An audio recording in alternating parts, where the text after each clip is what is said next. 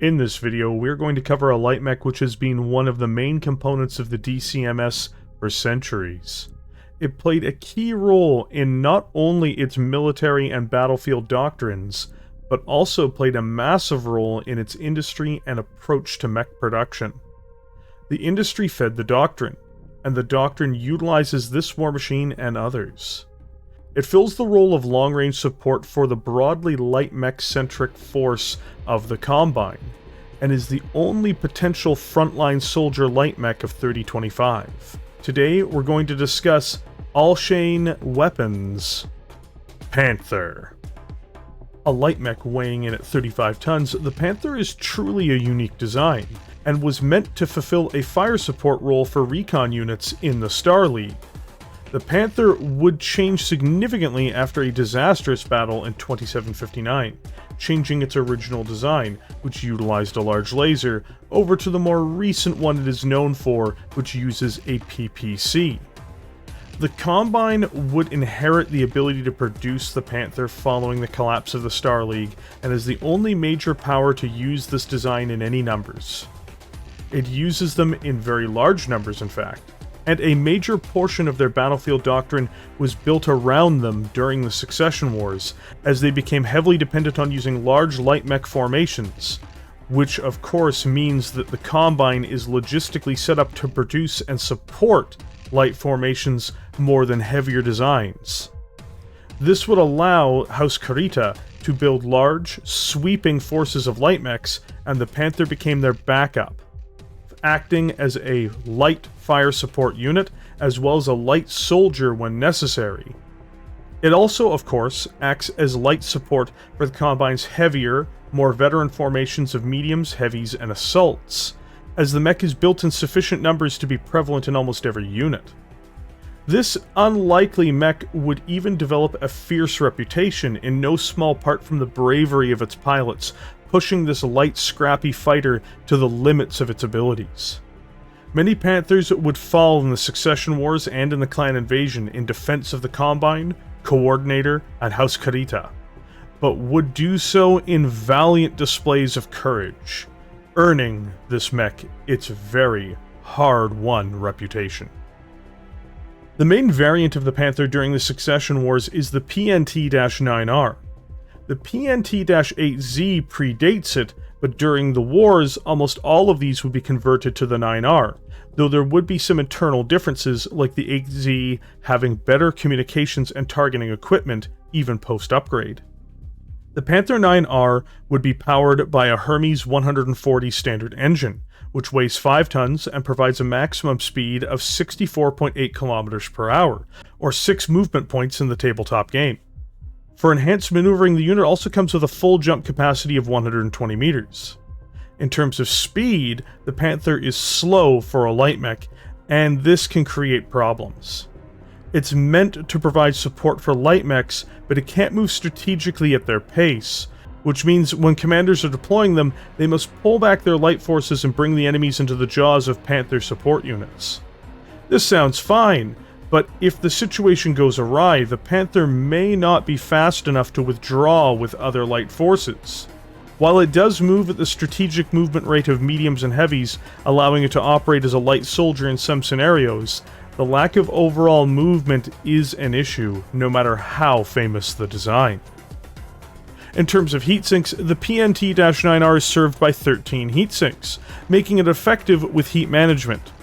Interestingly, in lore, these heatsinks are installed to deal with a semi-defective setup of the PPC and prior the large laser, which can accidentally generate more heat than expected per shot. For its weapons, the Panther has a simple set of armaments. Firstly, as its main offensive system, it possesses a Lord's Light Particle Beam Weapon, or PPC, which has a very good range, allowing the Panther to operate almost like a sniper, offering the long-range support which DCMS forces have come to expect and rely on for centuries by the time of the late Succession Wars. In addition to this, the Panther has a TELAS 4-shot SRM missile system, or SRM-4, which is mounted in the center torso and gives it some ability to defend itself in short-range engagements, or to support the PPC at medium ranges. Overall, the Panther is heavily armed for the weight class of a heavier light. What's most impressive for the Panther, however, is that it is extremely heavily protected for a light mech. It has 6.5 tons of armor, giving it more armor than the 65-ton Jaeger mech, and more armor than many of its medium mech peers. This armor is necessary for the Panther to offset some of its problems that slow speed confers to it, but also allows the Panther to potentially move with medium and heavy formations into much harder battles than it was originally designed for, and not to be removed from the field of battle very quickly, giving it the versatility to shift its role even, and provide support to heavier mechs. The Panther is a unique mech. Many may say that it's bad even, due to its slow speed. I tend to believe that speed is life, but when looking at the Panther, you can begin to see a small divergence from this. While its speed is a liability against other lights, its heavier weapons and armor allow it to punch above its weight, and allow it to be comfortable when being deployed with heavier mechs in bigger fights, especially given that the Panther is both cheaper in-universe and low-priced in terms of battle value compared to many of its heavier counterparts. The PNT-9R is a simple, rugged design which can reliably participate in a multitude of battles. While the Combine's favorite support mech does have its issues, it has its virtues as well, and can overwhelm or blast to pieces opponents who didn't respect its best capabilities.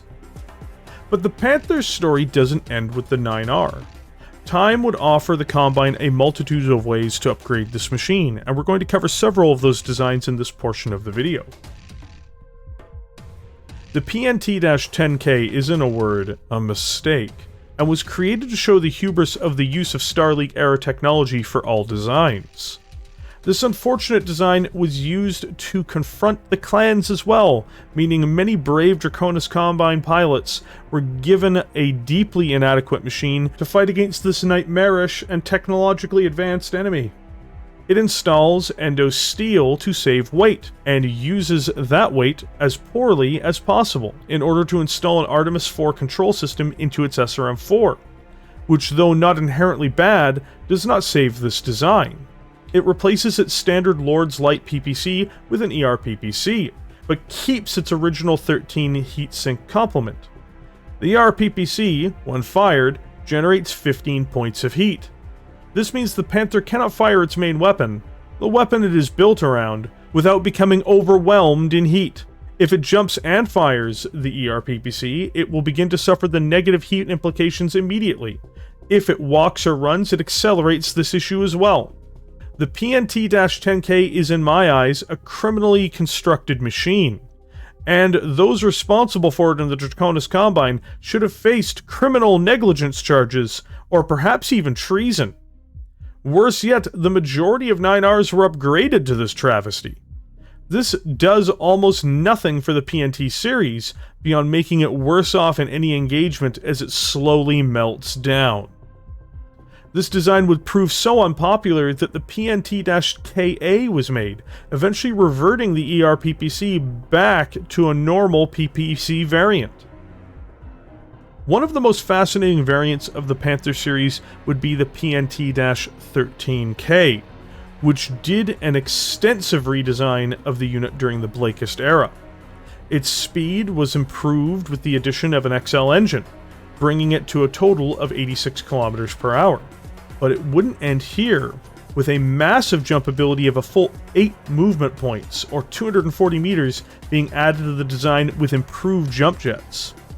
For weapons, it would continue to carry an SRM-4, but be given the ever-sinister Capellan creation of the plasma rifle, giving it the ability to burn and shred mechs and their armor, as well as to commit atrocious damage to infantry, vehicles, and structures.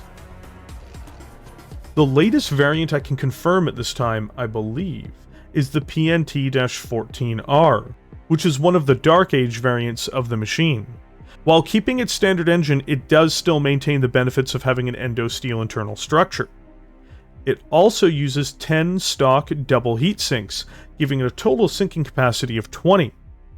It would install an ER-PPC as its primary weapon and use a clan quality SRM-4 Streak, as well as a case 2 for its ammunition. A supercharger is also installed to help it get bursts of speed when necessary.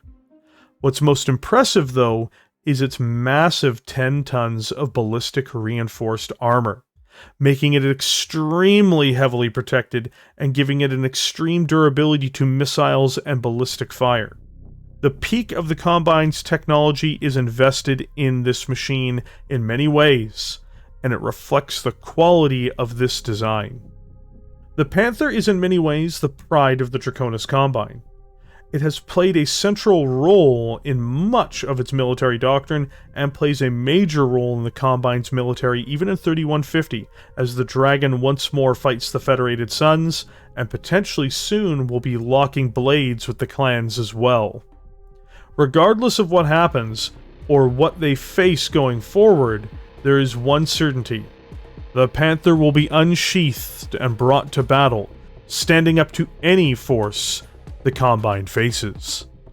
Thank you for joining me here today. If you enjoyed this content, please consider liking it and subscribing to the channel.